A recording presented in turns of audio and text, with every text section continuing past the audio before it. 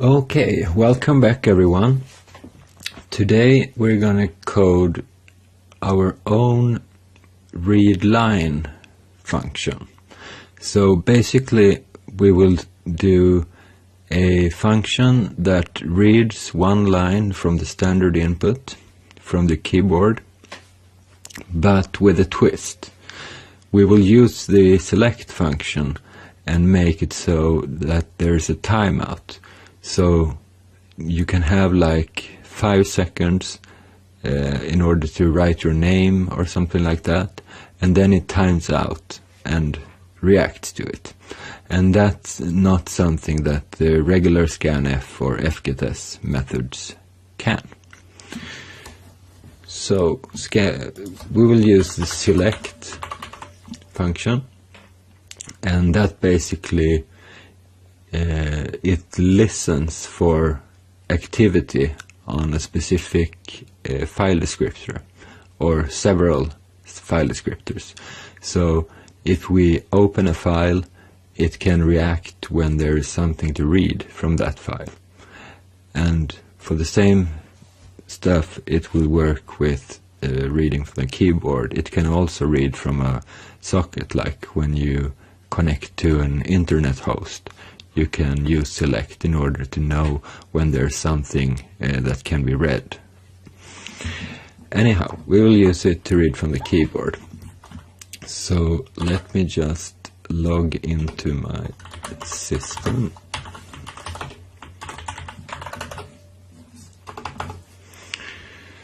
Okay, we will create a file called, we will call it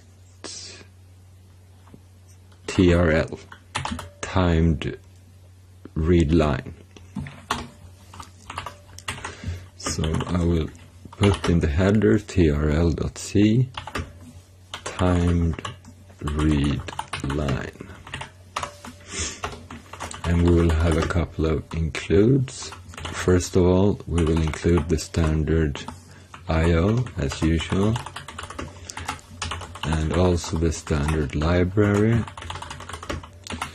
We will need sys time age in order to make the timeout part, and sys types.age is for select. We will also need the uni standard library, as long as string.age, so we can manipulate strings. Okay, so we will begin by our timed read line function, and yes, and that will be a char function. So this will return this string that has been read from the keyboard, or it will return 0 if it times out. And we will have one argument, which will be the timeout. Okay, so first of all we will need a buffer that we will read the data to, and that will be a char string. Let's make it 512 characters, and this is the variable that we will be returning, so we have to make it static. Static means that this data will be saved in the memory even after the function returns. So in that way we can use it to return a string value. We will also need a fd set. That is a specific variable type, a structure, for the select function. We will also need a struct timeval, which is for the timeout part of the select function, and a return value for the select function, just a regular int. The first thing we'll do is we will zero this RF RFDS variable, and then we will use the fd set to listen for the standard input 0, like I have put here. 0 is the equivalent of standard input. So we will listen for the standard input and we connect it to our RFDS struct. Then we have to make this timeout part. So we will add the timeout in seconds, and we will use 0 milliseconds. And then we will call our select function and let it return to our ret variable. And this first argument is how many file descriptors we'll be listening for. And that is just one. And then we will send the address of our RFDS variable. And we will send our time val as well. Then we'll check if return has a positive true value,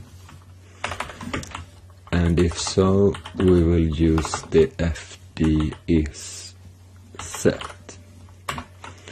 So fd_is set is a function or a macro that will check if a specific file descriptor has any data to read from.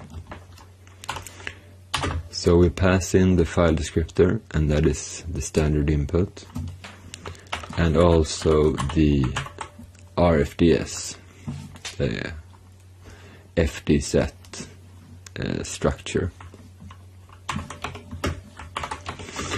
And if it returns true, and if there is any data to be read from our standard input file descriptor, I will zero out our buffer with memset, and then I will use the read function to read from standard input into buff, and I will read a maximum of 511 characters, so we have one more to go, just to be sure, and send that to the ret variable. And if it ret will be returning the number of bytes read from the read function, and if we return less than 1, that means that it has timed out. No, sorry, that means that it didn't succeed in reading any data. So select was unable to correctly see that. Or it might have read a end of file from the buffer, or from the keyboard rather. Okay, and if that happens, we will return 0, and if we don't, we will decrease the returned number of bytes with 1 and use it as an index to get to the new line at the end of the string, and overwrite that with a 0, so we don't have the new line in our returned string. And then we will return our buffer. And if this if statement is false, so either the select didn't return a positive value, or this macro didn't be true, that means that our timeout happened, and then we will also return 0. Okay, that's basically it. Let's code a proof of concept kind of main function. Let's ask the user for a name.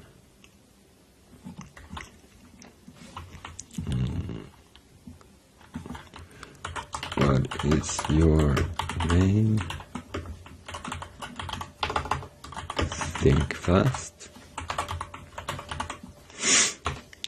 And then we will call our timed read line function with a timeout of 3 seconds. And if name is true, we will print out hello and the name.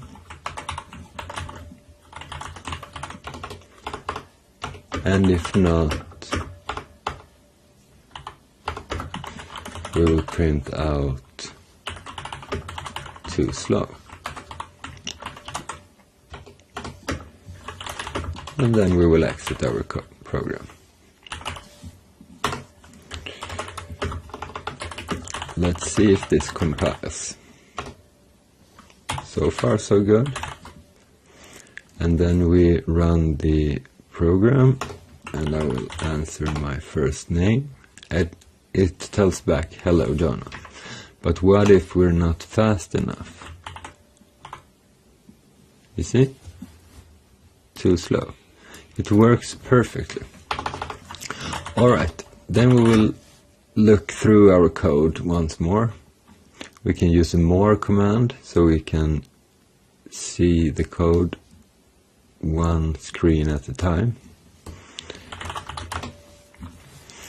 First we do a lot of includes, and then our function. We will create a buffer with the keyword static so we can return it. We create the FD set that we use for select, and we create a time val for the timeout and a return value. We zero out the RFDS, which is our FD set struct, select struct, and then we bind standard input, which is the 0 file descriptor, to our RFDS using the FD set macro. We set our argument as timeout in the time val, and we set 0 milliseconds.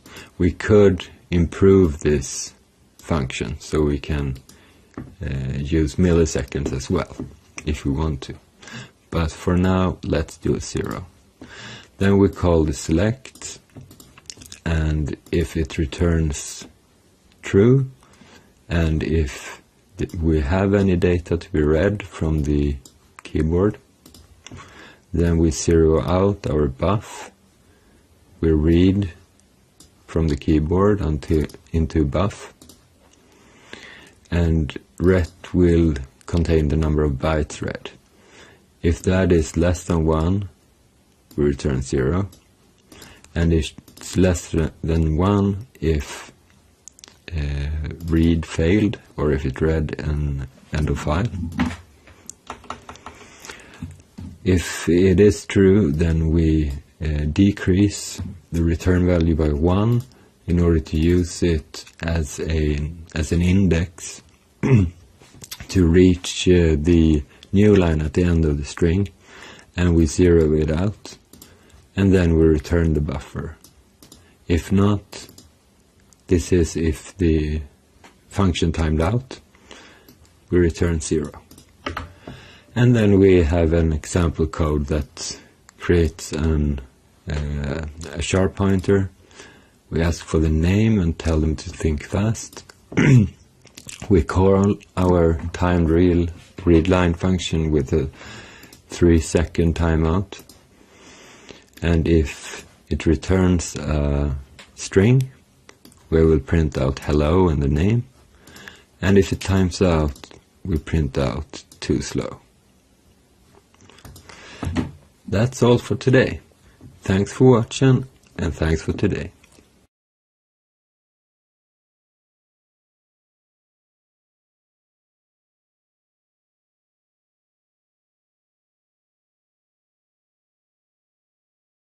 Okay, welcome everybody, and welcome to today's show. Today we are gonna check under the hood how this command works, or this code rather. If you have been following my C series, this should not really be news to you, what this command does. So, printf hello world. What happens in the operating system, in the CPU, when we issue this command? Printf is a library call. So, the C implementation consists of, on the one hand, all the additional packages that you can install and header files and so on. But in its base, there is a standard C library. It's called libc or glibc, which contains all these functions. And when you look into the man pages, for example, that's when you do man3 and then a command, then you look at the library functions. So, for example, this is the printf man page. But there is one additional level, and that is system calls, or syscalls. And that is basically what we tell the operating system. So printf and other library calls, that is communication between the programmer and the userland software. But then the actual software needs to communicate with the operating system, and that's done via these system calls. So printf, for example, turns into a system call called write, which is used for writing to files, but also for writing to special devices like the standard input and output, like the screen and the keyboard. And then in the next level, the operating system communicates with the CPU, the central processing unit in your computer's hardware. And we're going to take a look at that as well. But let's start with the first level.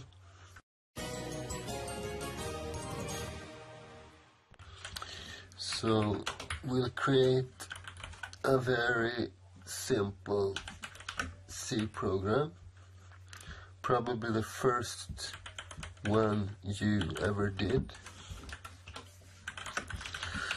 a hello world program.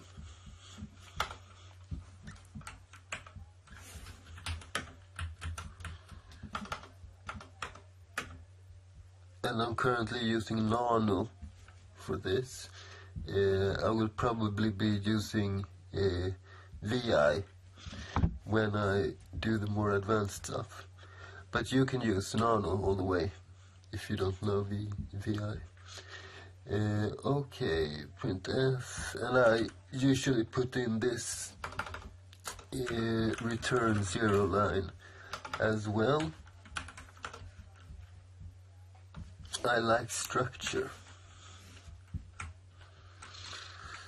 Okay, so let's save this one, a.c, and we do gcc, and as expected it prints hello world to the screen. Okay, no surprises there, but if we don't want to use library calls, perhaps we do this in an educational fashion to learn, or we want to improve the performance of our program. Then we can use the write system call directly. And if we go to the man page, and to access the man page of a system call, you do man2 instead of 3, and then the name of the system call, like write. As we can see, it requires one header file, unistd.h, and it takes 3 arguments, one file descriptor, that is, when you open a file you get back a special value which is used to link that file to your other commands. So like you get one of these FDs when you open the file, and then when you write or read to the file you supply this FD so it knows what files to open or write and read. And then we have a buffer, so that's basically, well, the variable where you want to where the text is located that you want to print in this example. And then a count, how many characters do you want to print to the screen in this case. And then it returns this is an integer value, how many bytes were written to the file descriptor. So not too complicated. Let's create a what should we call it? b.c. That'll be good. And we need the standard input output library, and also this unistd one, like this.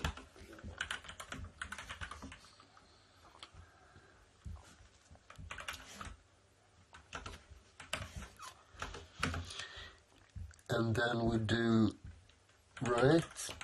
And what file descriptor should we use? If we open a file and we want to write to a file, we get that returned to us. But we are not opening a file now, we are writing to the screen. So there are 3 special file descriptors which are always open.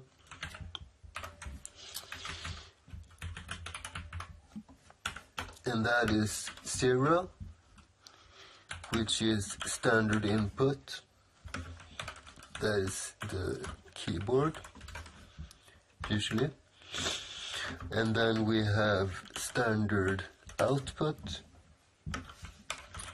the screen, and then we have one additional one which is called standard error, and that is usually also the screen, but in a little different fashion, so you will be able to differentiate between these two. But don't worry too much about that. We want to use this second one with the number 1, so we are writing to the screen. So we put a 1 right here.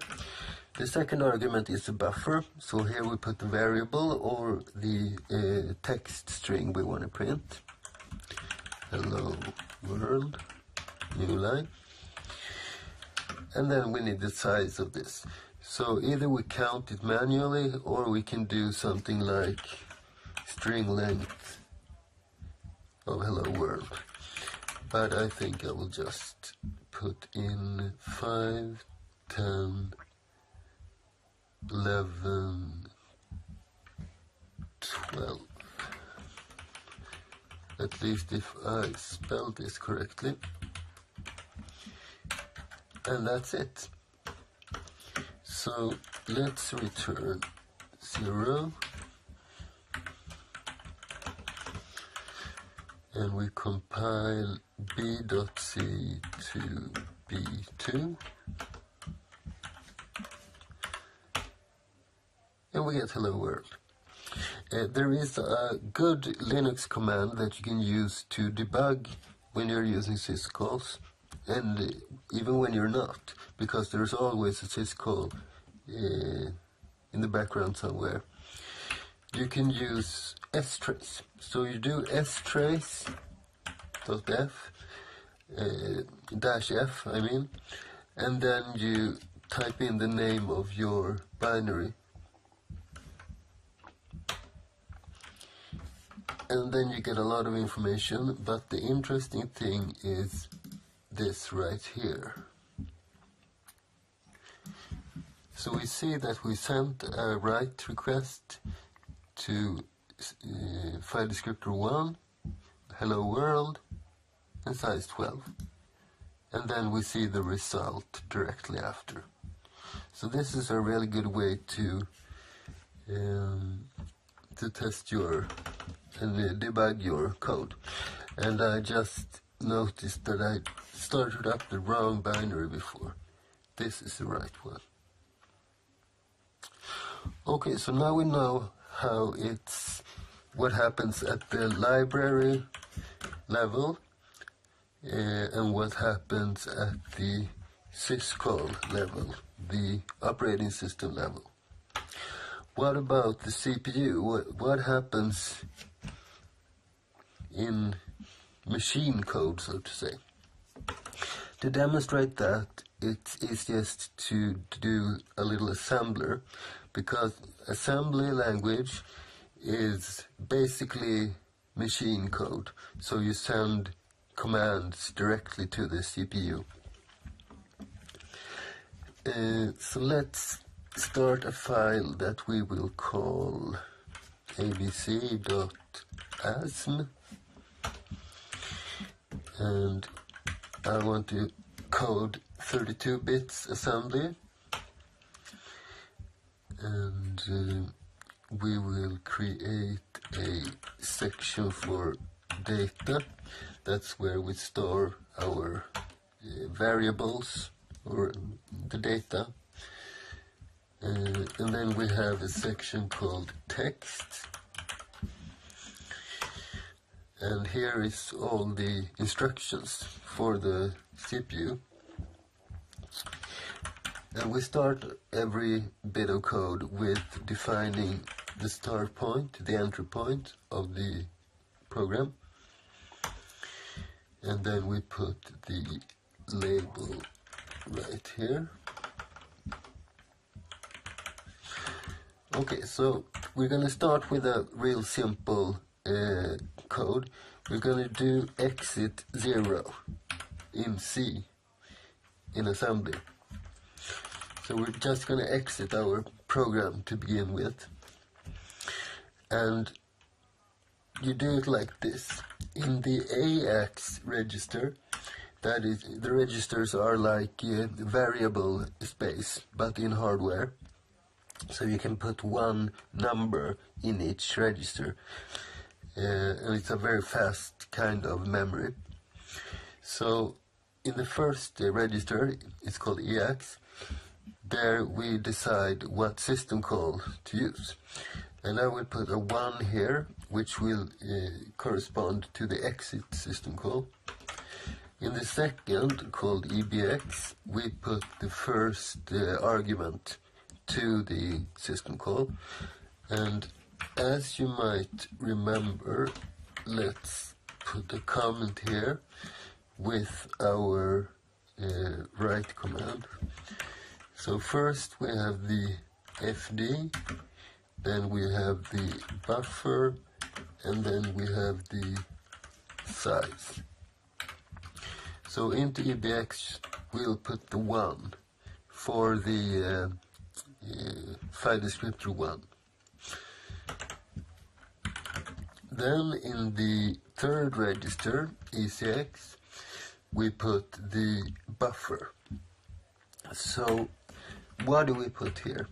Well, first we need to create the text string in the data part, and we give it a label. So let's call this string, and we use the db command to put specified bytes directly into the memory. And we'll put hello world, and we can't do the \n in new line because the CPU and the operating system will not evaluate that. However, we can put the hex code for it, and the hex code is A.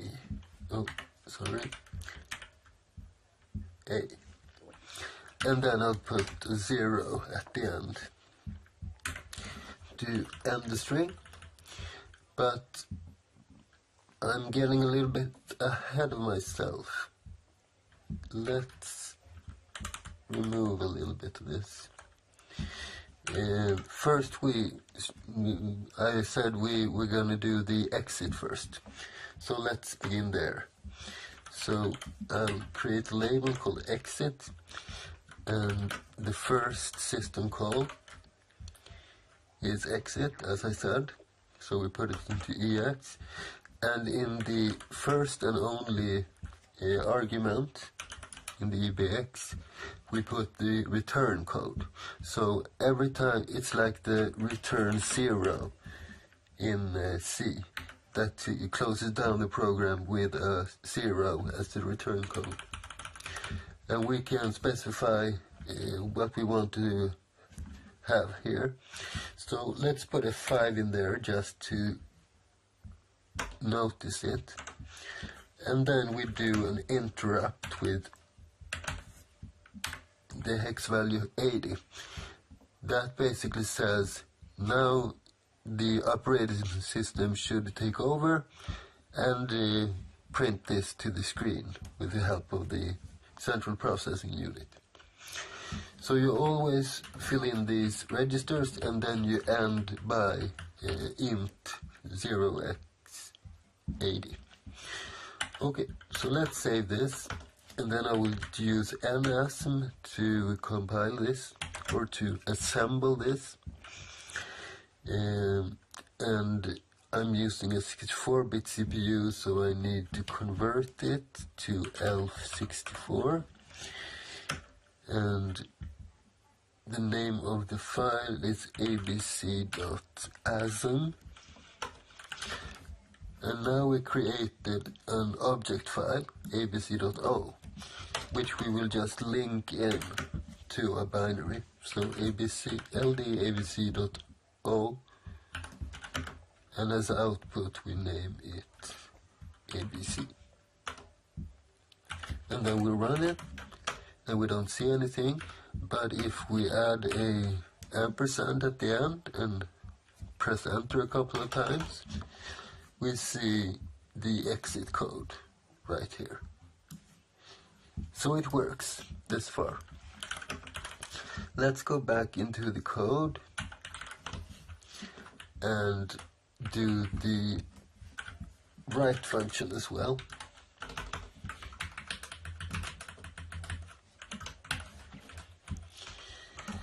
And the syscall number for write is 4, so we put it right there. And into EBX we put the 1 for the file descriptor.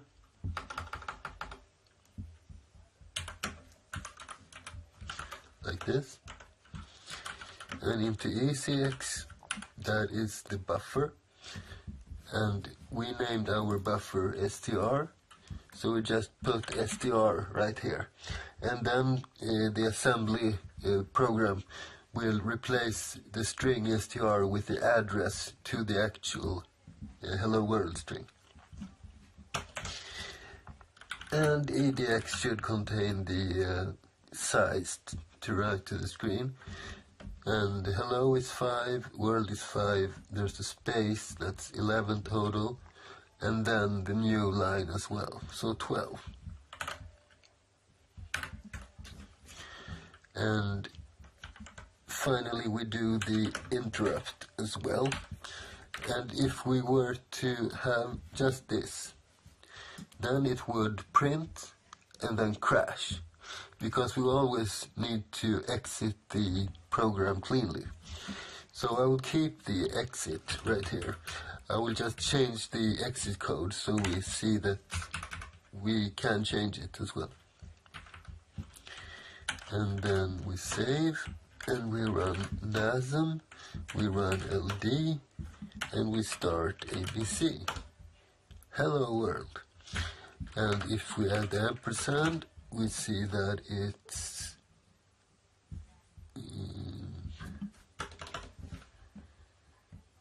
let's do like this instead. Trace.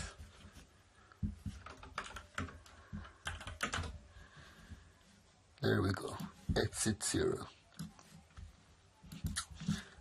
And here is our write command as well. So this is what happens on the 3 levels.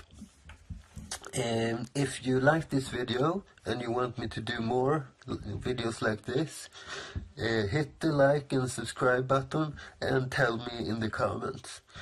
And thanks for watching, and thanks for today.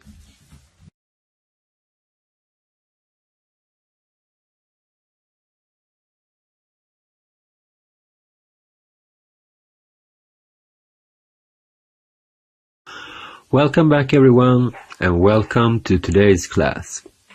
Today we are gonna talk a little bit about an advanced feature of C called function pointers.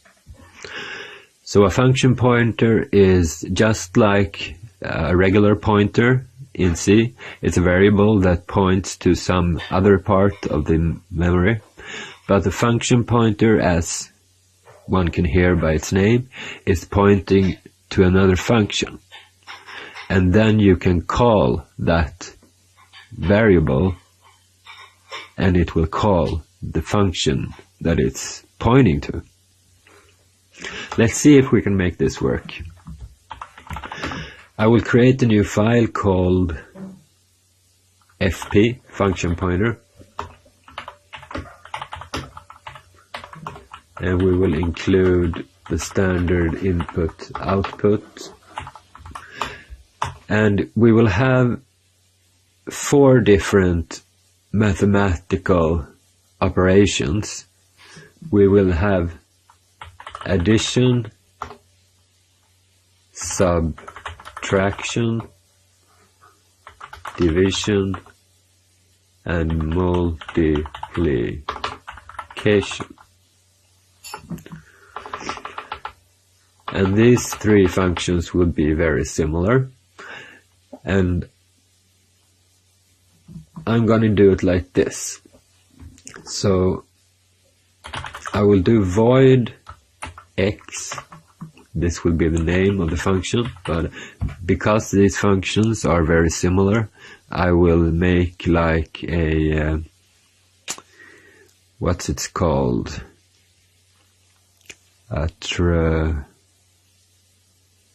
I don't remember the word currently, but it's when you have something that you have at the beginning and then you copy that up and then you change parts of it.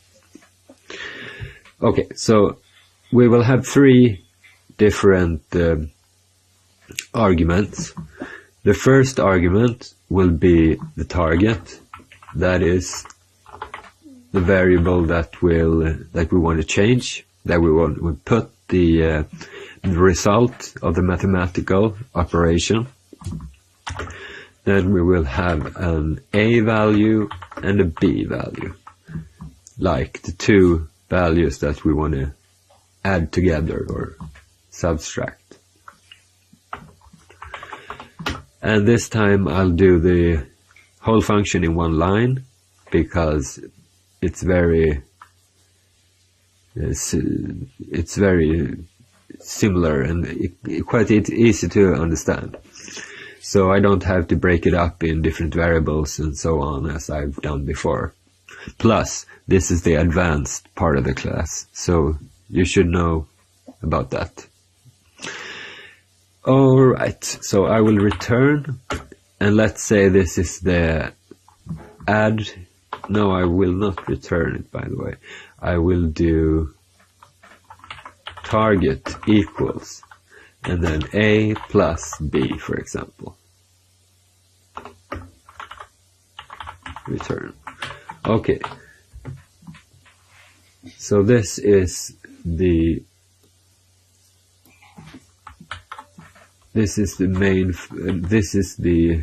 base function, and I will just copy this up 4 times, and I will call this addition, I will call this subtraction and change the plus to minus, I will call this division and change it to a division sign, and finally I'll call this one multiplication and add the star sign. Okay, so now we have 4 different mathematical functions. Now I will create our main function, and we will have 2 int values. We will have an x and a y, and we will have our function pointer. So our function pointer will be a void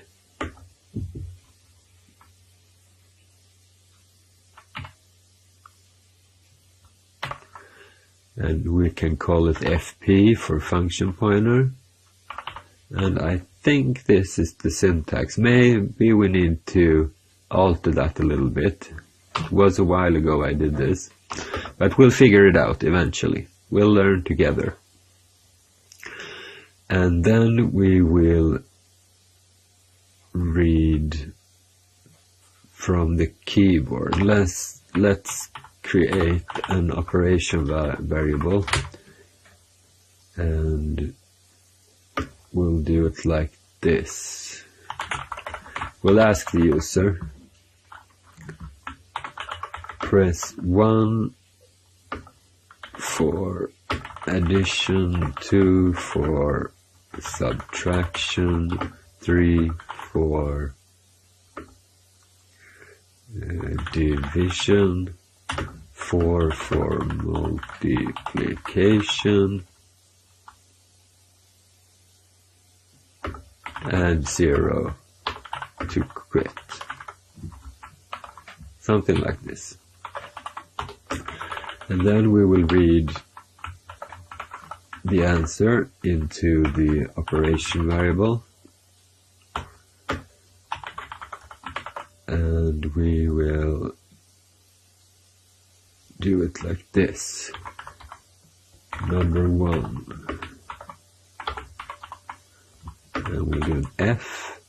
I will create a definition for this F, and it's F flush standard out. So every time I just put an F there, I will flush the buffer. And then we'll read the first number into X, and I will copy these 2. Oops.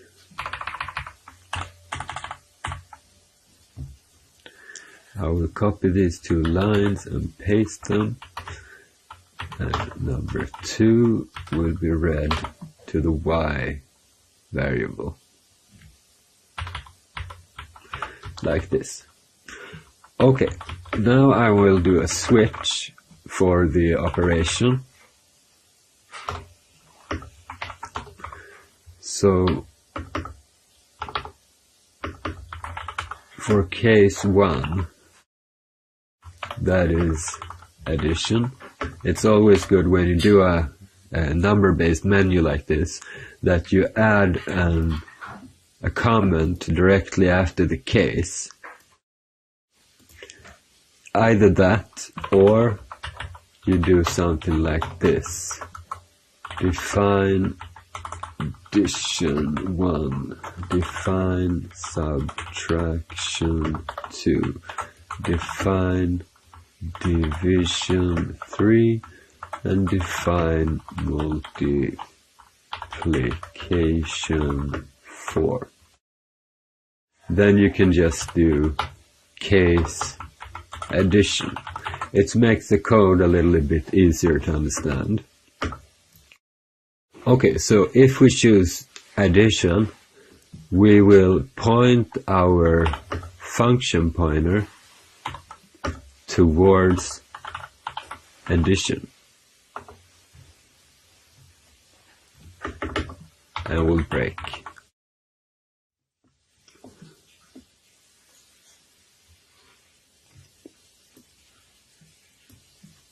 We'll copy this and we'll do the same for the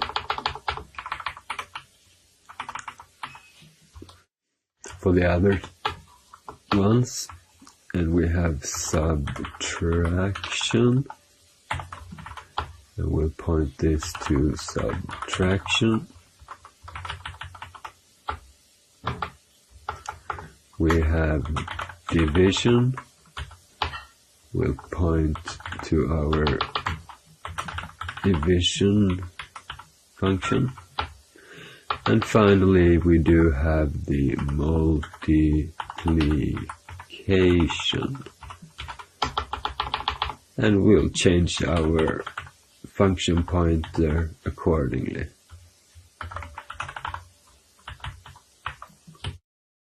And at the end, we'll put a default statement,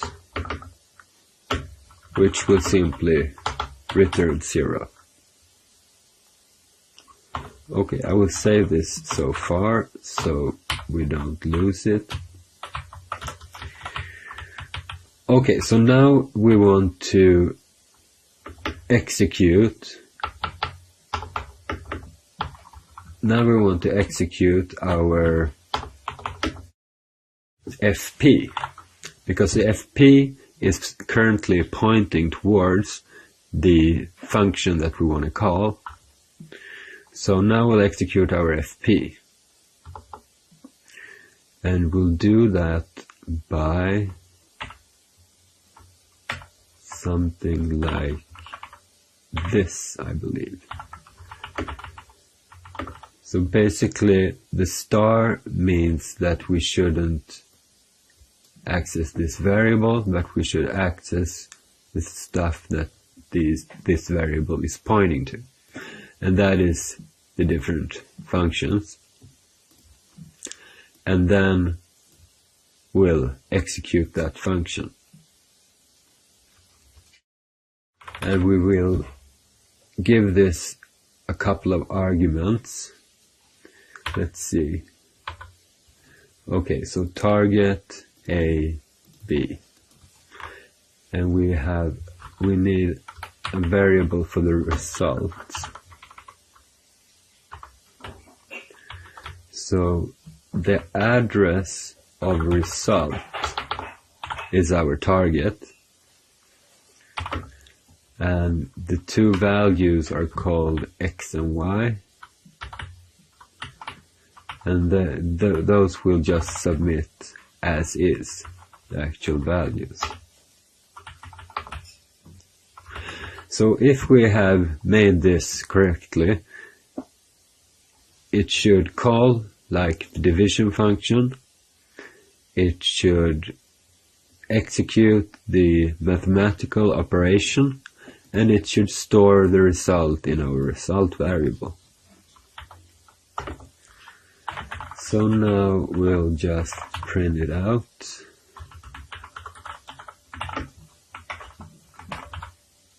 Like this.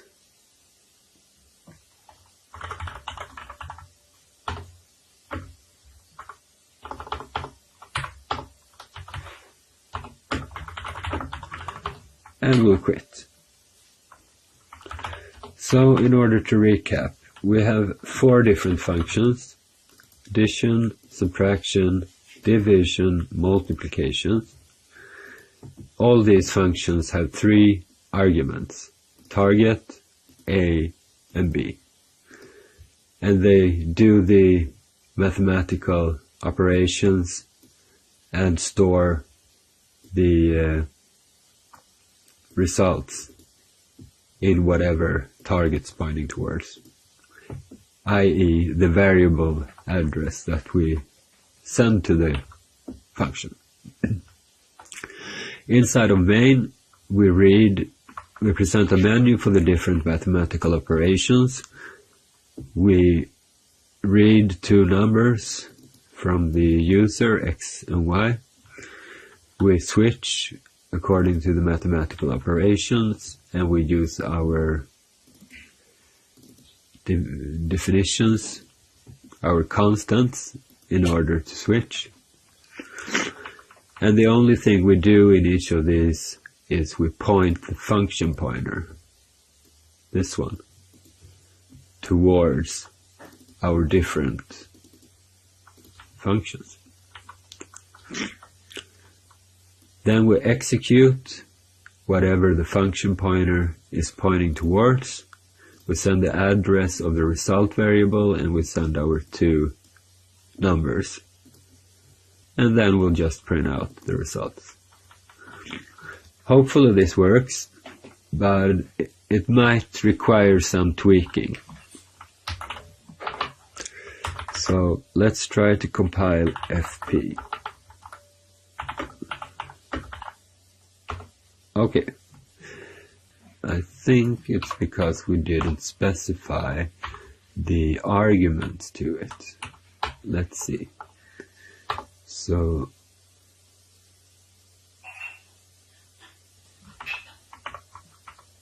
like this, and then int star. Did I do the correct? No, the int star should be in the beginning. So let's try this out. Now we got a little bit closer. 1 single error left. Void value not ignored as it ought to be. Interesting. Probably it's just the parentheses or something like that which is wrong. Void value not ignored as it should be. Perhaps it should be like this. Maybe just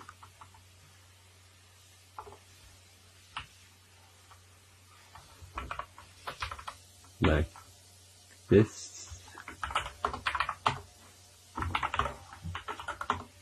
There we go. Now it compiled. Let's see if it works. So press 1 for addition. 5 plus 15 is 20. And 15 minus 6, 9.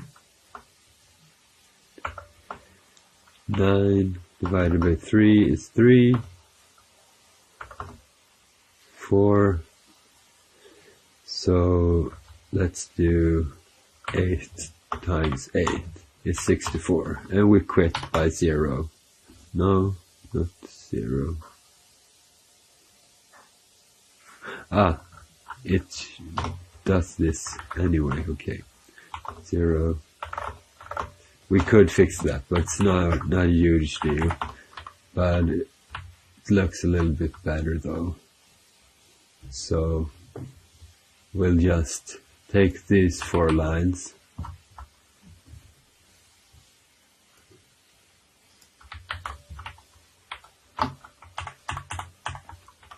and move them after our switch statements.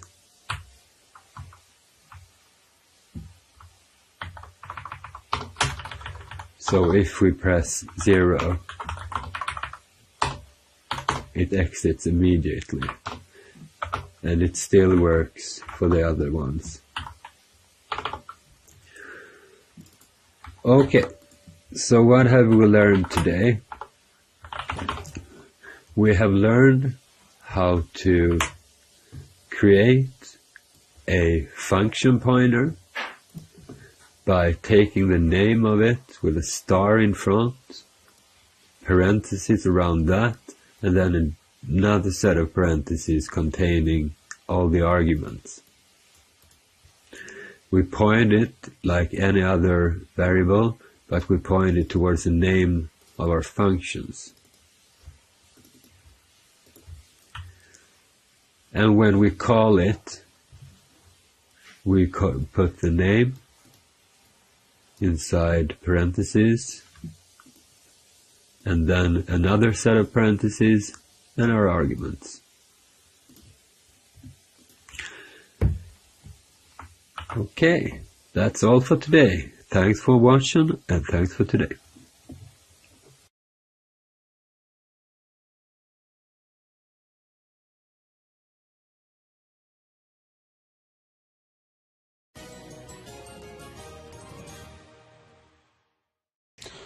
Hello everyone, and welcome to today's class. Today we are going to talk about this subject, the subject of typecasting. Typecasting, or sometimes it's referred to as just casting, it means that you convert between different variable types. So it can be from a float to an int, or from an int to a float, from a char to an int, or between different types of structures. I'm gonna start by showing you an example so you can see what I am talking about. Let's start by creating a standard C application with standard IO and a main function. Today I'm using the text editor VI, but you can use Nano or VS Code or whatever you usually do. Okay, so let's create 3 different variables. The first is an int called A, and then I will have a float. Let's do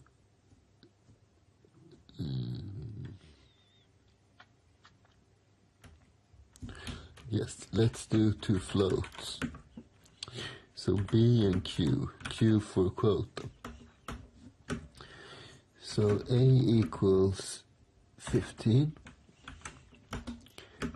and B equals 2 and Q equals A divided by B. So it's 15 divided by 2, which will be stored in a float variable. And let's print the result of this calculation. The correct answer should be 7.5. Let's see what we get. So let's do like this. No, not %D. It should be F for a float. And then we will show the Q variable. And just return 0 like this.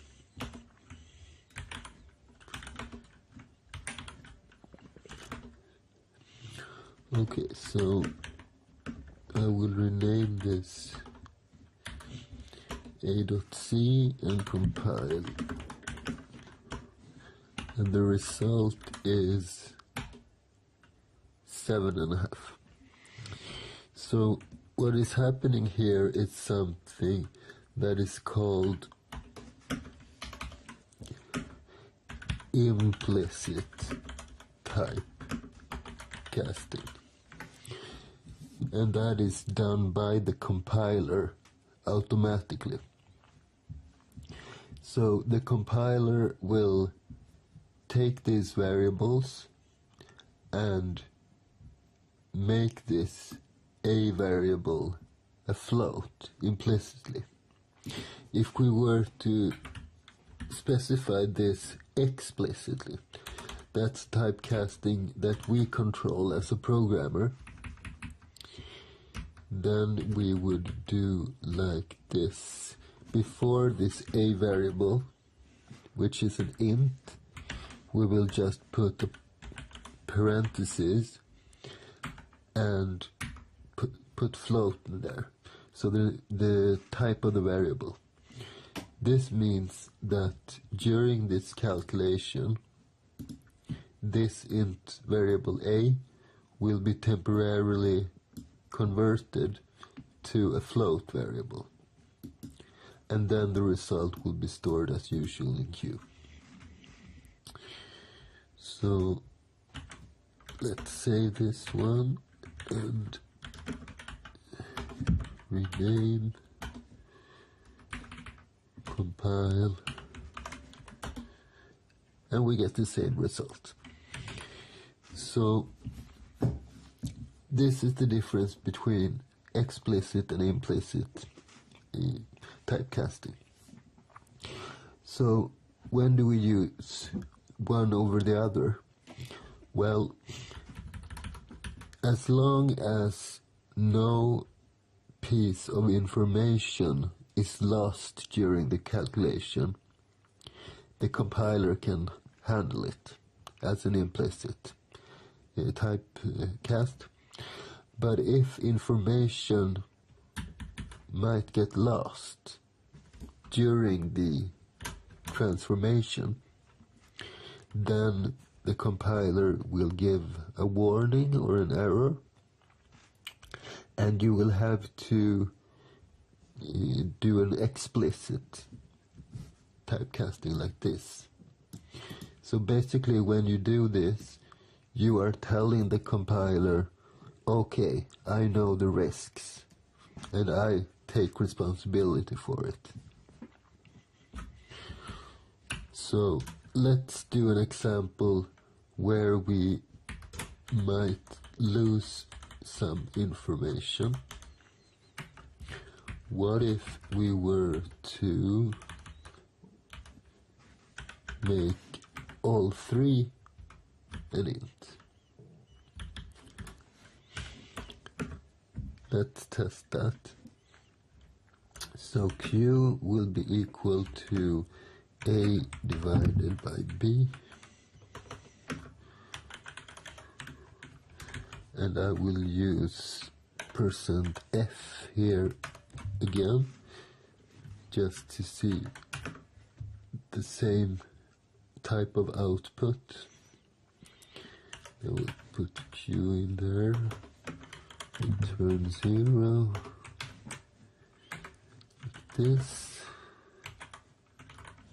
And if you wonder why I name it A and rename it, that's an old habit of mine when I'm using VI, so it doesn't recognize that I'm using a .c file, because in some versions of VI it behaves like Vim does and add colors and indentations and stuff like that, and I'm not really fond of that.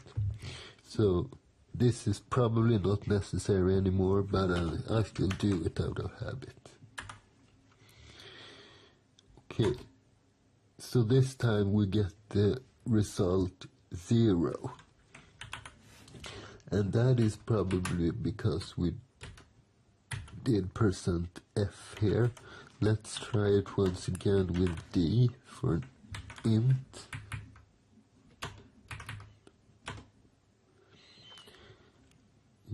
Oh, sorry, I forgot the MB. Okay, now we get 7. So this time we lost information because we didn't get 7.5, we got 7. So it didn't even try to round up the result, it just removed all the decimal numbers. So that is an example of losing information. Another example is when the types of variables are in different size. As you might know, the different types of variables in C use up different amounts of memory. So a char, for instance, is 8 bits. So a string of 8 zeros and ones. And then we have, at the other end, we have something that it's called long int, which is, I believe, 64-bit. And then, in addition to that, almost every other variable type. For example, int and float and double, all are 32 bits. So this one, the char, gives us 256 different combinations. So a char variable can have 256 different values, 0 to 255. And the int and the likes, they go from 0 to, if it's an I need to mention that as well. There are unsigned and signed int, and that means the minus sign. So signed handles negative numbers. So if it's a signed int, then it goes from about 2 billion, minus 2 billion, to plus 2 billion. And if it's unsigned, so it only handles positive numbers, then it goes from 0 to about 4.3 billion. And that's because of the different combinations when you have 32 zeros and ones.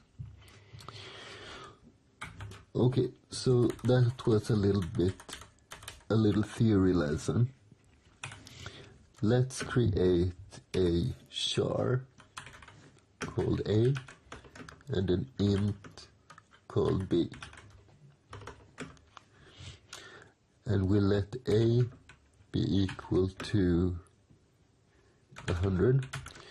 You can put characters like an A or a B or an @ sign in a char, but you can also put the numeric value. So anything from 0 to 255. And let's set B equal to A, and then we print out the numeric value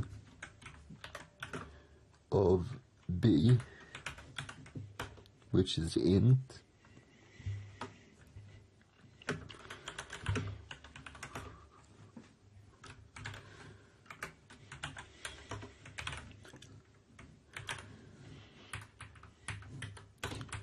So let's move, let's compile, and let's run. It's equal to 100.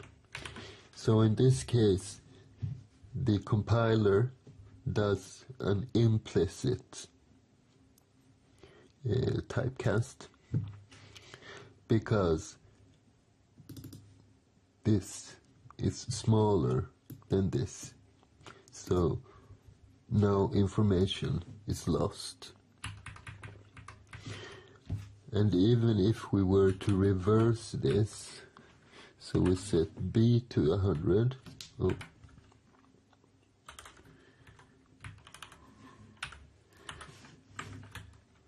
and A equals to B, so we reverse this, and then we print out the value of the char.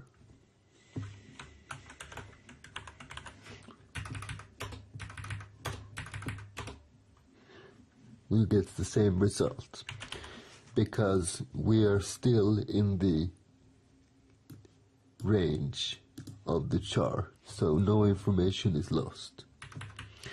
But if we take a bigger number, like 300, that won't fit inside of this char, because it only goes to 255. What happens now?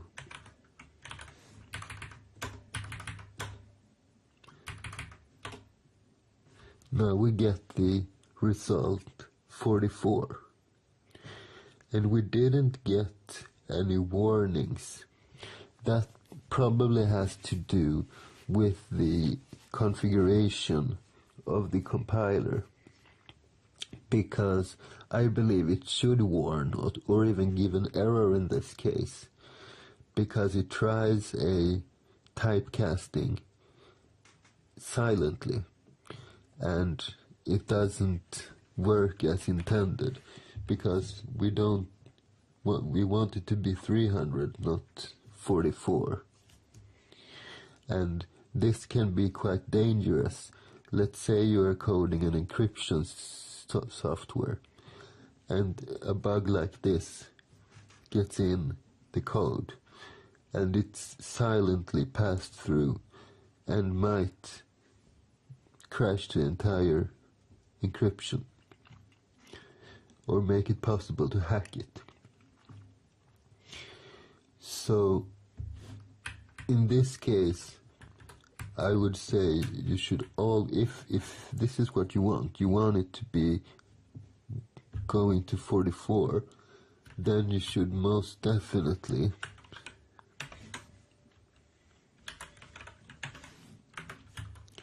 do a typecasting. Should do int right here.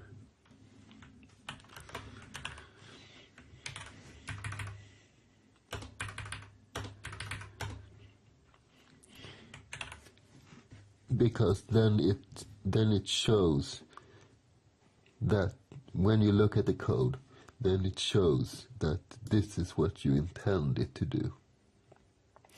And you should try to configure your compiler. Perhaps, let's see, if I remove this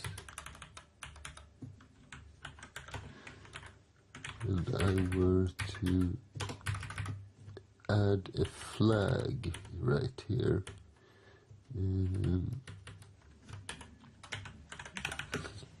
dash wall, no,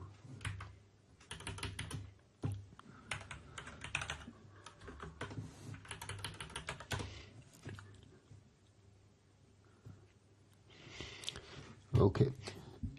Until the next lesson, I will try to find out how you configure your compiler so it behaves as I believe it should, and warn for implicit typecasting in this case.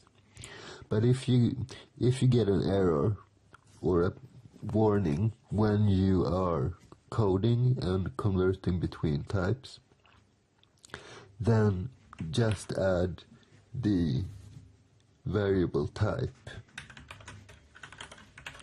like this before the ones that you temporarily want to convert. So what have you learned today? You have learned how to use implicit typecasting and explicit typecasting, and how it works and how it should work, and that you always need to be careful and know what you're doing, especially if you code like a server software or something like that. If you want more videos like this, please like and subscribe, and that's all for today. Thanks for watching, and thanks for today.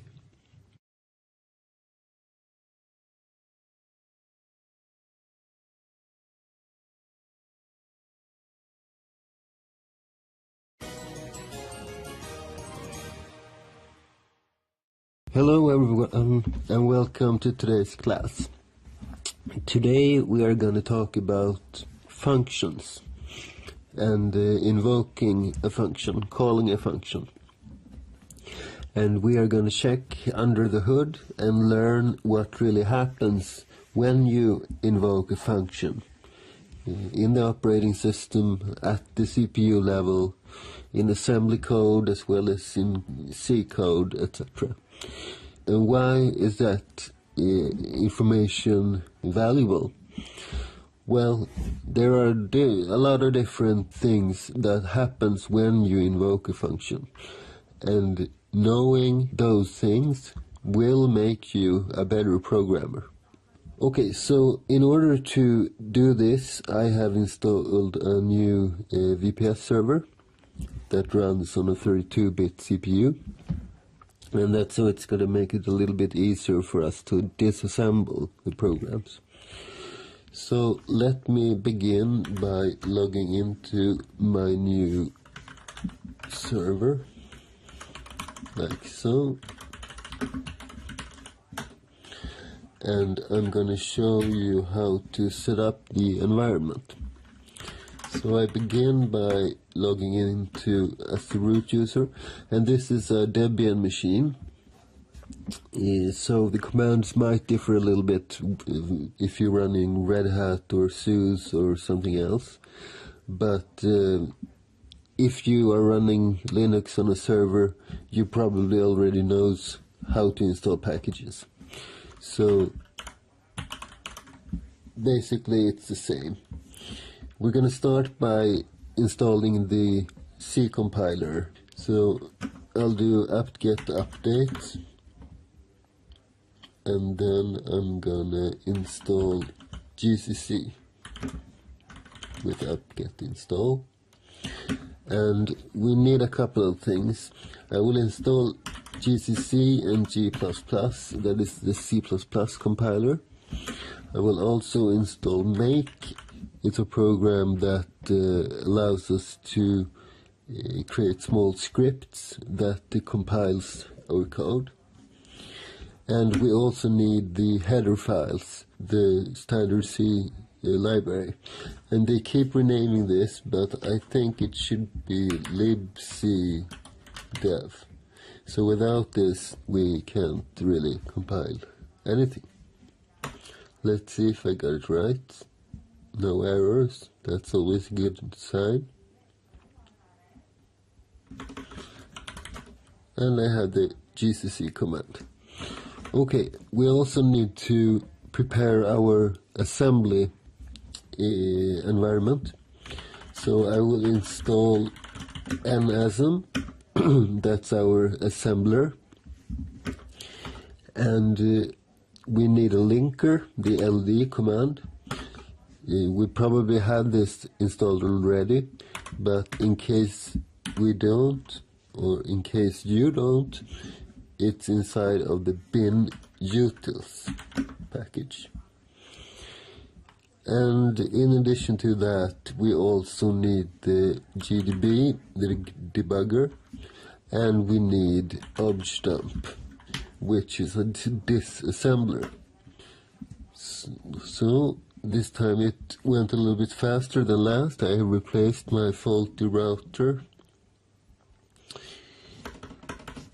Okay, so now the environment is set up, And I'm also going to I log out from the root shell, but let me just show you one thing. If we just do obj dump like on bin ls, we will get a lot of things that we are not interested in.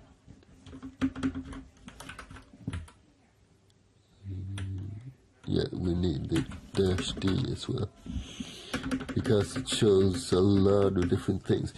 Besides this, as you can see, this is not the assembly standard that we are used to. As you can see, there is a prefix in front of the register, right here and right here, and in front of regular values you can see a $sign, etc. This is the so-called AT&T assembly standard. The one we are using is called the Intel standard. So we need to add -big M Intel in order to get this standard. So that's one thing. We can also replace this -d with the entire command. So -- and then disassemble equals, and then we can say a specific function like this. Let's wait a little bit with that. But the point that I wanted to make is that the -big M we want all the time. So we can do alias. Let me just see one thing. We can do alias obj dump equals obj dump -big M Intel, like this. So if we do an obj dump now on, for example, bin ls,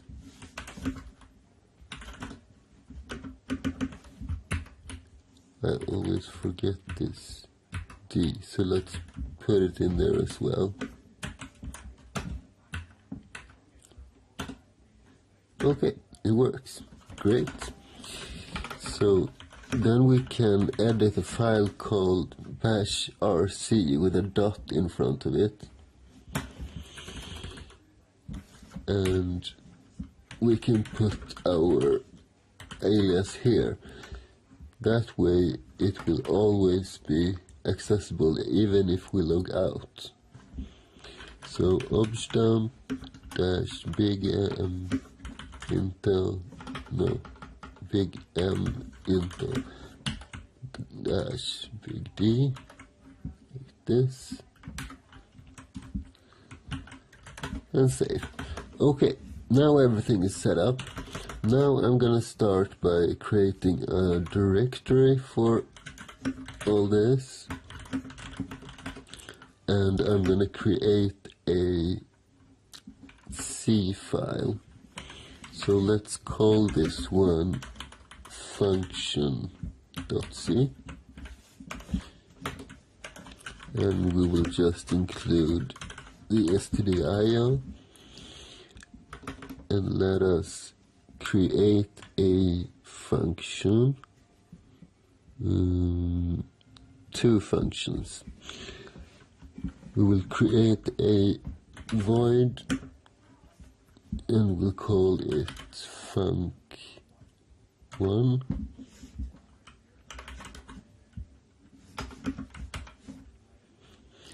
and this function will call func2, and we will define func2 as well, and this function will just print something on the screen. Hello from func2, like this.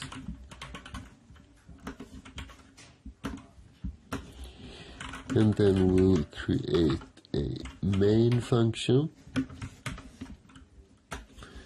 which will just invoke func1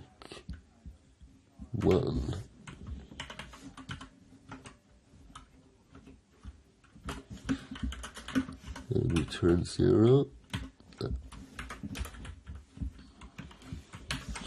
like this. And I will also put in the function declarations. So void func2 void, and let's copy this down, and we do the same with func1. Okay, so a very simple C file. We have one function which is named func1, and that will call func2, and func2 will just print something on the screen just so it does something. And inside of main we will just call the first function. So this is because we want to compile this one, and then we want to disassemble it. So a disassembler, it takes a executable program file and it shows the assembly code, because everything is assembly or machine code rather in the end. So that's why you all should learn assembly language and learn it very well, because then you will have access to the source code basically for every program in the world, at least the assembly version of the source code. Okay, so let's compile this one and just name this A, so I will rename it function.c.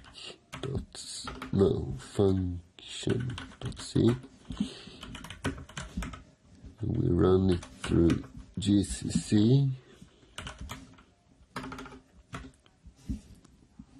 Okay, have a typo on line 15.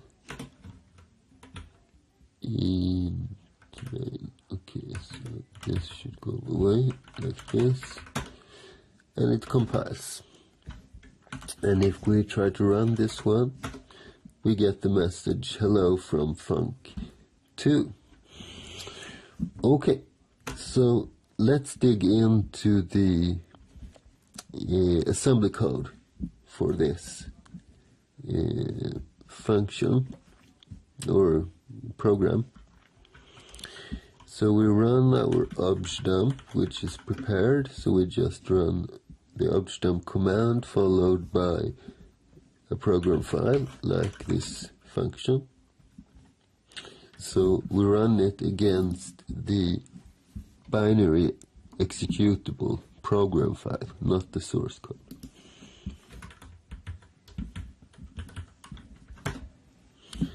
And we get some output.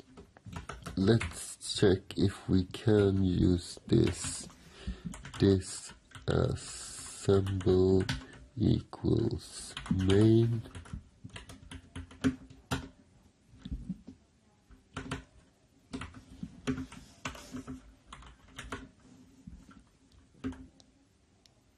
There we go.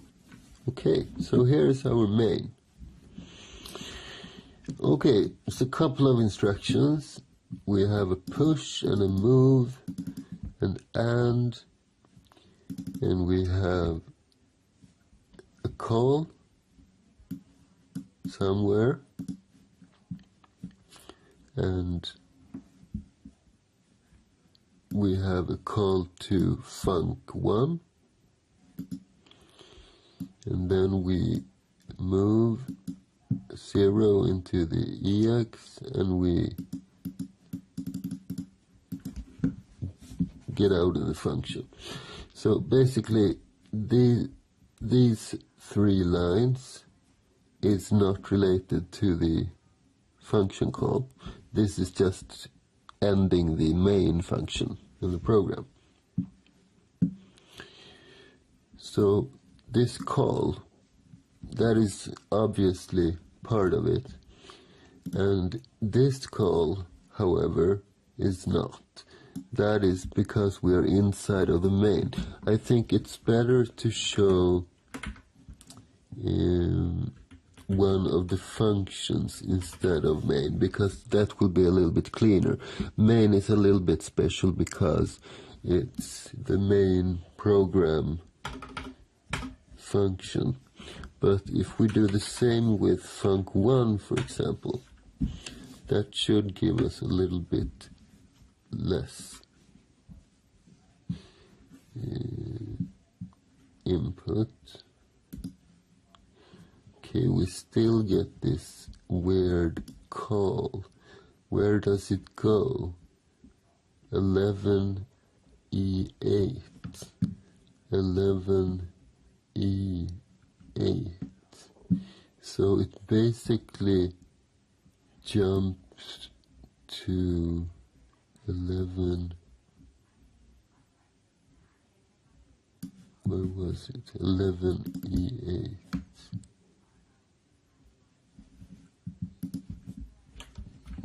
Is it possible to do disassemble 11E8? No. We could run it through GDB. Sure, why not?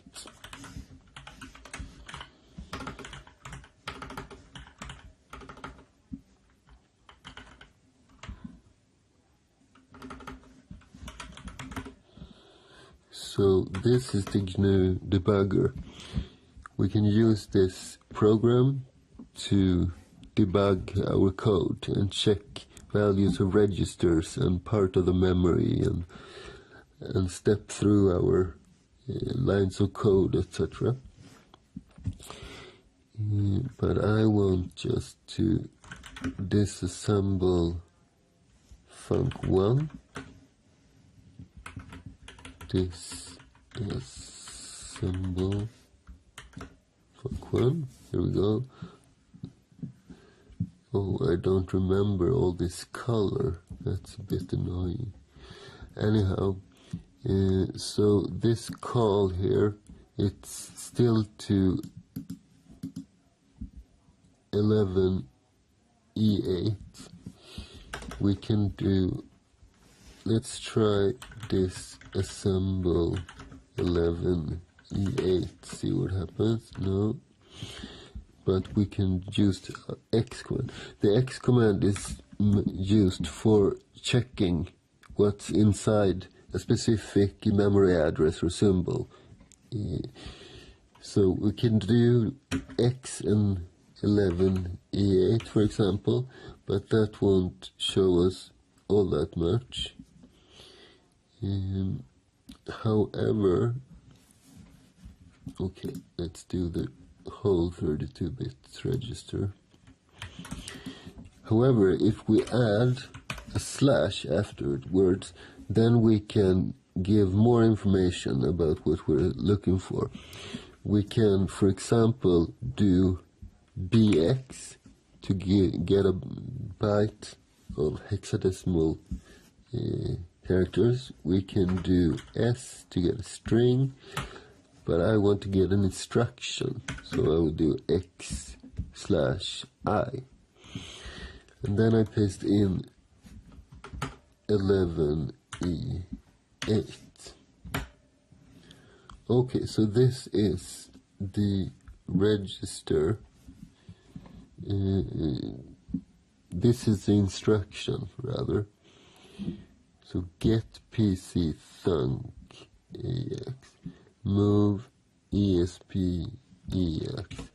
Okay, so it basically just moves something off the stack towards the EX register. Maybe some kind of optimization or something like that. So let's not worry too much about this. I think we should focus our energy on the middle part. So, and this too though, but for the call is the most important one. That's what actually calls the function and jumps over to that instruction where the function is. And this stuff with regards to the ESP, that's a stack pointer, this is preparing the stack. We need to kind of emulate how the stack looks like for each and every function in order to make those variables local.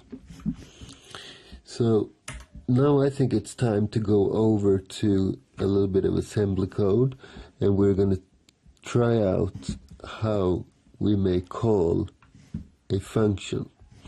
We'll start with the easiest possible way, and we'll work our way up to this, so we know why we need the different parts of it. Okay, so I will create a new file which I will call what should we call this one? Let's call it call. So call.asm, and the bits will be 32. We will have a global exported symbol called start. We will have a section called data and a section called text. And as you remember, the data segment is what it sounds like. The data segment, that's where we keep our variables and our data. And the text segment is all the instructions, the assembly instructions. So this is where we will start our program, and we will make this quite easy.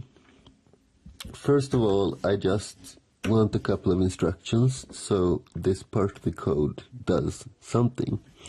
And I will zero out a couple of registers.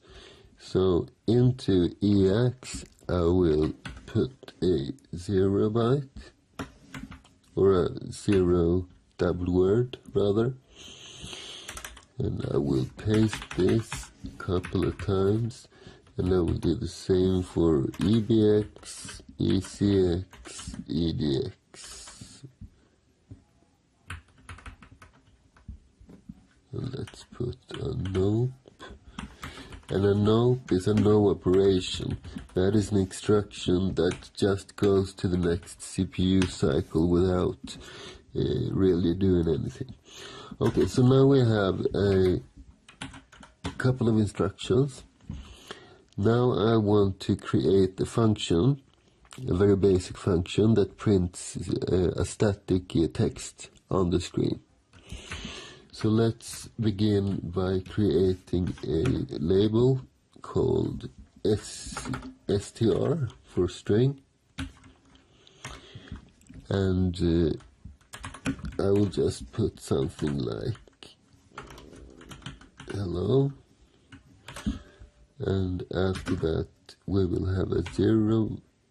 No, we will have a new line, and then a 0 byte, like this. And we also need to have an address. No, an a size. So let's put it here as well as a variable. So str size, and that should not be a byte. We did dB here. The B is for 1 byte, so it takes 1 byte at a time. But this should be the entire register size, so that's 32 bits. And that's why we do D, I think, double word. And let's just put a 0 here. For now, anyway. Okay. Or let's put the real one instead. Okay, so the size of this string is hello, it's 5, and then a new line, and 0 byte doesn't count, so we'll put 6 into this part of the memory. Okay, so we will call our function print, so I'll just do print like this. And if you watch the last episode, you know how to print something. What we do is into EX we put the value 4, and that's the fourth system call, which is write. And into EBX we'll put a 1, and that's for the standard output. Into ECX we should put the string, or the address to the string. So we'll replace this by the label str. But how do we do with the last register, the EDX register? We want to put the actual size of the string, length of the string, and we have that here inside of the str size. But if we were to do like this, str size, what do we put inside of the EDX register? Well, it's not the 6, it's the address that this str size points to. And that's no trouble in the case of the string, because it expects a pointer there. But as this third argument, it wants the actual primitive value. So how do we do this? How do we, if we have a label or a memory address, how do we go into that address and grab a specific value? Well, we can do like this. We can utilize another register, for example, EDX, EX, EVX, ECX, EDX, and we should, wait a minute, let me just check real quick. If we do GDB on the function and we put a breakpoint at start and run it. If we do IR, that's the command info registers, we will get information about all the registers. So these are the names of the different registers. These are the values. So we've used EX, ECX, EBX, EDX. We don't want to use the ESP because that's a stack pointer. The EVP is the saved stack pointer. The ESI, that one we can use. Because we need a temporary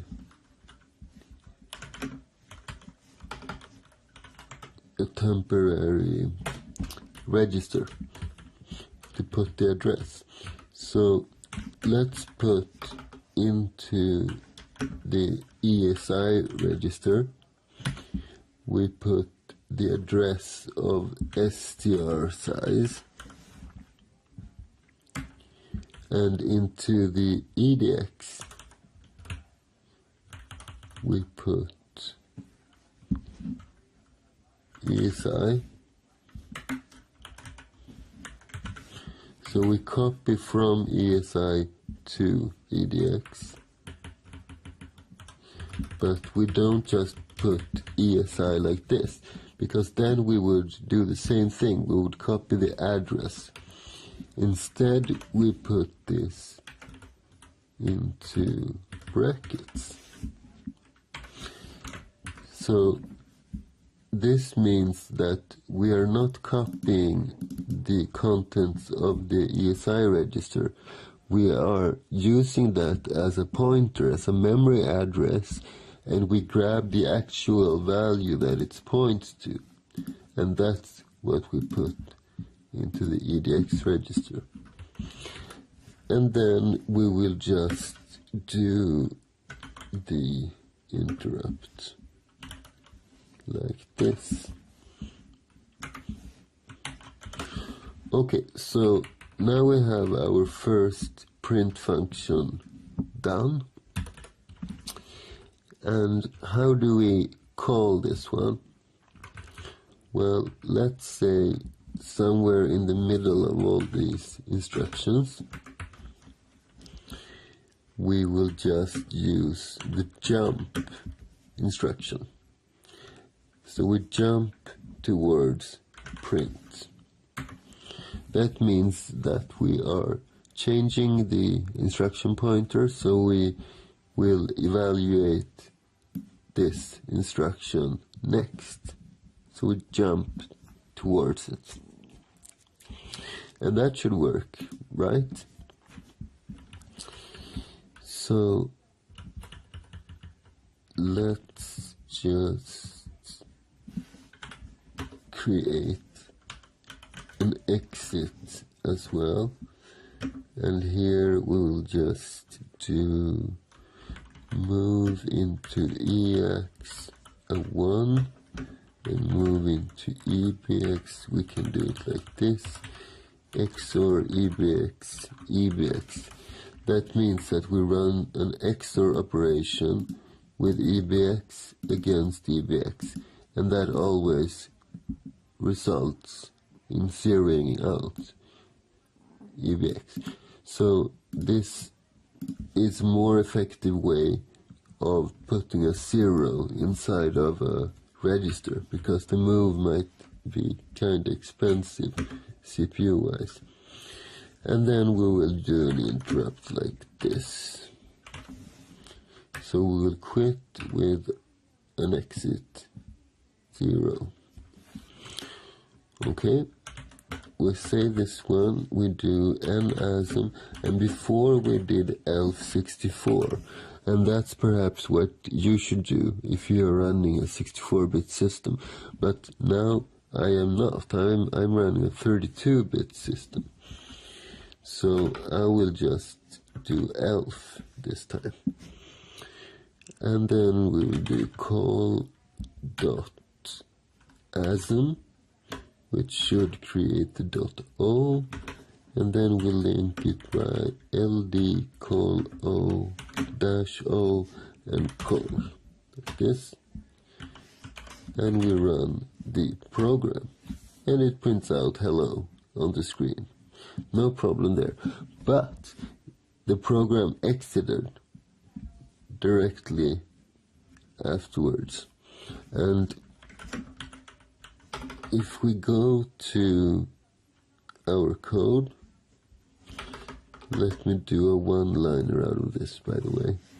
So we do the n-asm, and if that succeeds, we will do ld call.o-o call, like this. So we save a little bit of time. Now I will go back to the code, call.asm, because, okay, it works. We are jumping to this function, but we don't have any way to go back. So we jump to it, but then what? We still need to go back somehow. And how do we do that? Well, we need to have the address of the, when we do the jump, we want to go back here, right? After the function has returned. So we need to get the memory address of this next instruction. And as I mentioned before, that is saved into the EIP register that always points to the next instruction. But where do we save that? We need to put it somewhere that we can use it later on inside of this function. Well, let's use the data segment just like before. So we will create a label called return address,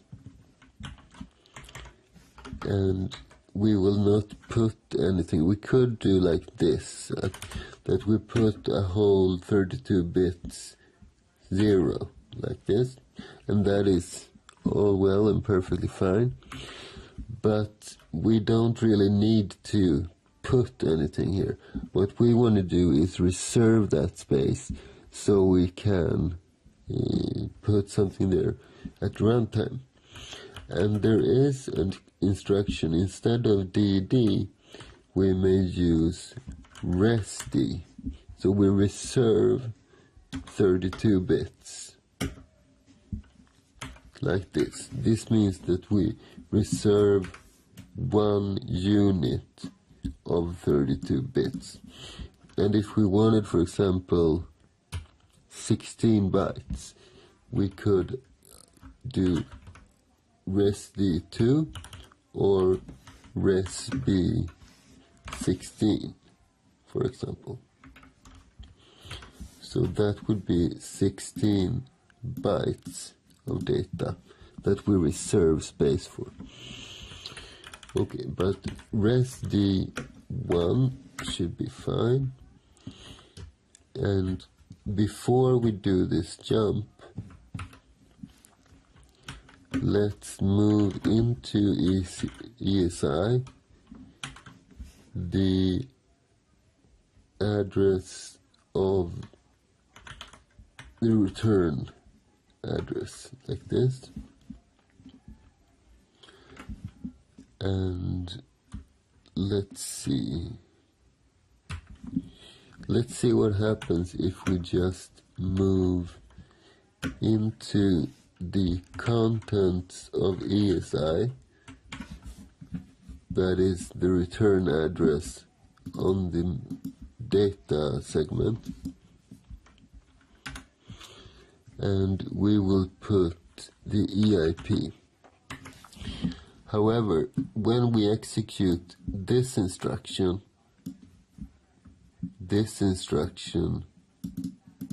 will be what EIP points towards.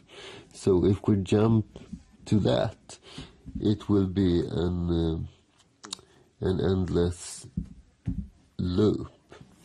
So we need to put the EIP plus the size of this instruction. So how big is this? It's quite easy to check. Yeah, let's do an obj dump on this one after we have saved. So let's save this and let's do an ASM. What did it say? Warning, uninitialized space declared in non-B. Okay, it wants it in the BSS section, but that's really not error symbol EIP not defined. So we don't have access to the instruction pointer.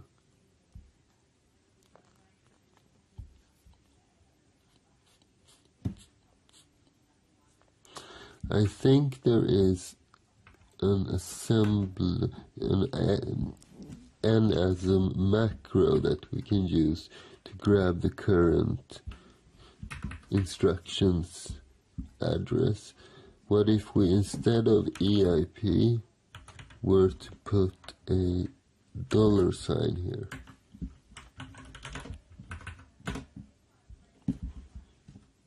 Error operation size not specified, okay? When we don't specify a size, we can do move byte and something that will move 1 byte of data. But if we don't do that, then the assembler will interpret from the argument. So in some cases, like in these cases, we move a 0 into a 32-bit register, for example. ECX is a 32-bit register. So then it knows that it's a double word. So this instruction is really D word. But a double word is 32 bits, by the way. But it doesn't seem that it is able to figure that out in this case. So let's put the D word here, like this. And try again. Okay, the warning is still there, but it looks like it went through. Let's do an objdam on our call.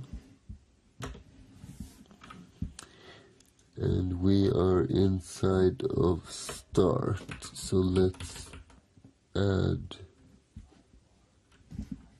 --disassemble equals start.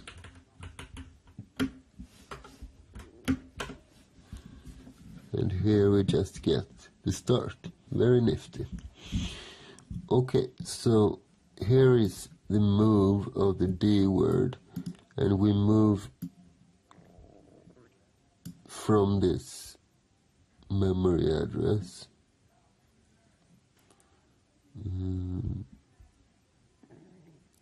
that's right. So into the contents of ESI, we move this address. Okay, so it ends in 9010, and 9010 is this exact same instruction. So we can't really use that and return to this one, because then we would do an endless loop again. Instead, we want it to point towards the next one after the jump. So it should be 9018. So let's add 8 to the calculation. So instead of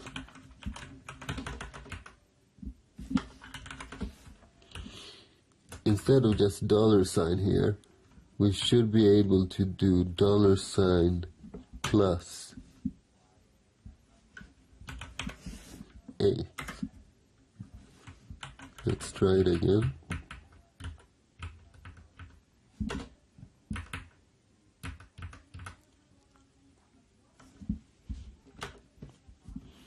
Okay, so this time it's 9018, and 9018 is the correct, no, it's jump, oh, it's the right one. So this is the instruction, the next instruction after the jump. This is where we want to return to. Okay, so it seems to be working. Let's go back and finish this off. So call.asm. So we put the address into the ESI, and then we use it to write to this part of the data segment. Great. And then we jump to our print. We do the whole print operation, and then what? If we don't put anything here, we will do the exit right after. And in this specific case, that's no problem because it exits and we want to exit. But what if we wanted to call this function twice? So in that case, we would take these three and do them twice, like this. No, like this. Okay, so would this work? What happens if we do this at the current time? We want it to print the message twice and then exit. Let's see what happens. It just printed once. And it's important that you understand why.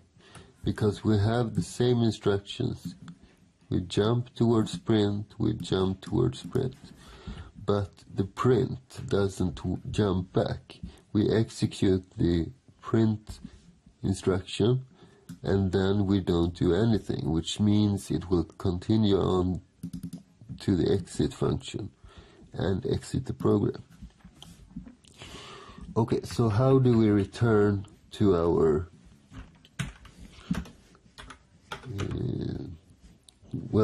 how do we return to the function call, basically? Well, on the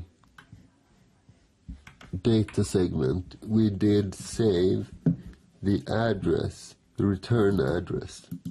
So we need to access that.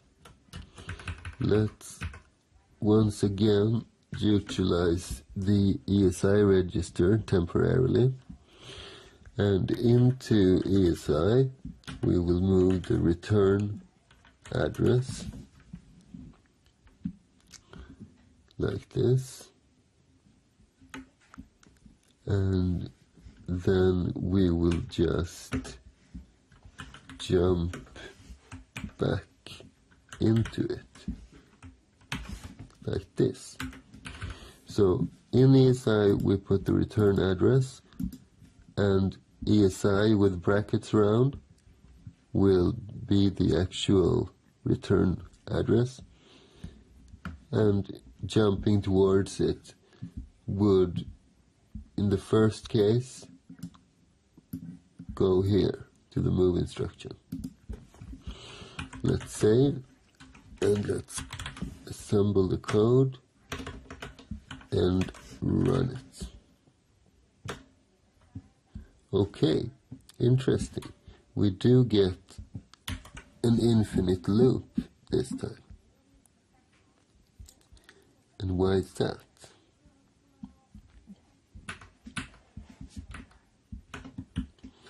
So first we jump to the print, then we move back towards this instruction.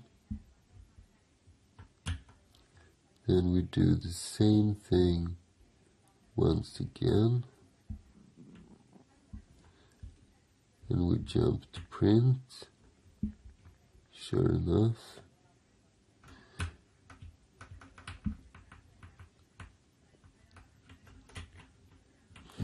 And what if we were to do the same with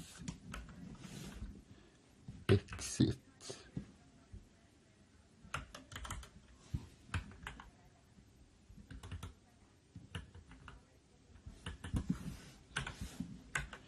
So we put the return address, which is really not necessary, but let's do it anyway.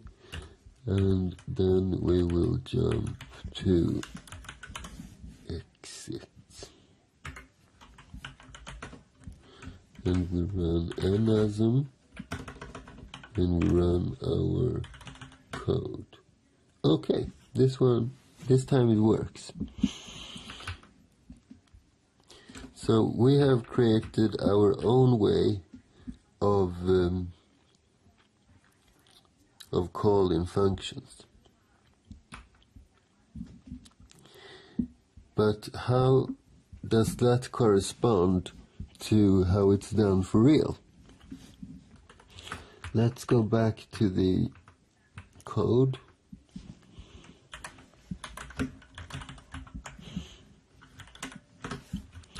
Basically, it works the same way. It won't save the return address in the data segment, so we can remove this right here. And we can remove that part of the code. So those two, and those two, and those two.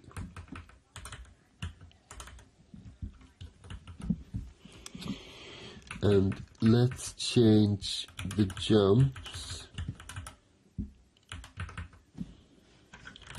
to call instead. And what is the difference? Well, basically it's the same thing.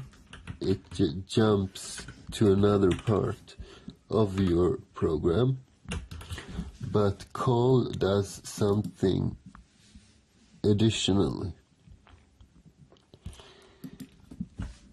What it does is it pushes the EIP to the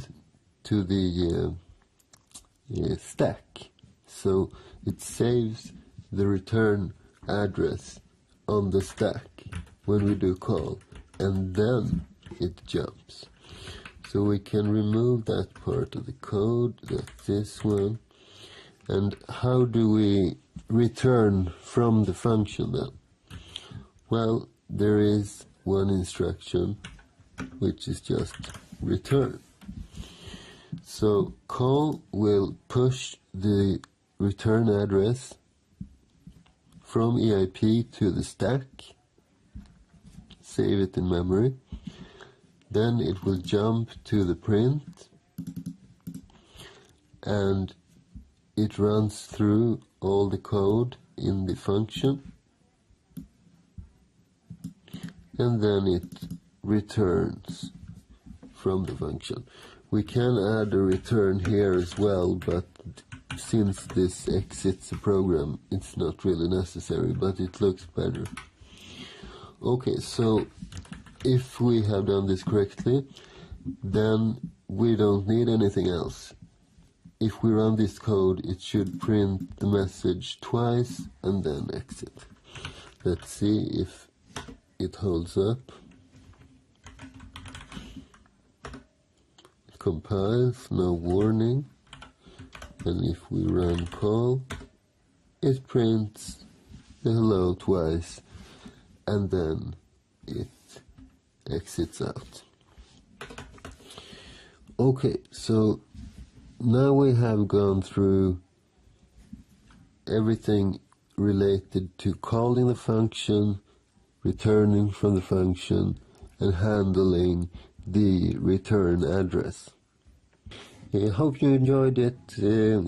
Don't forget to subscribe so you know when the next episode airs, and so you get more content like this. Thanks for watching, and thanks for today.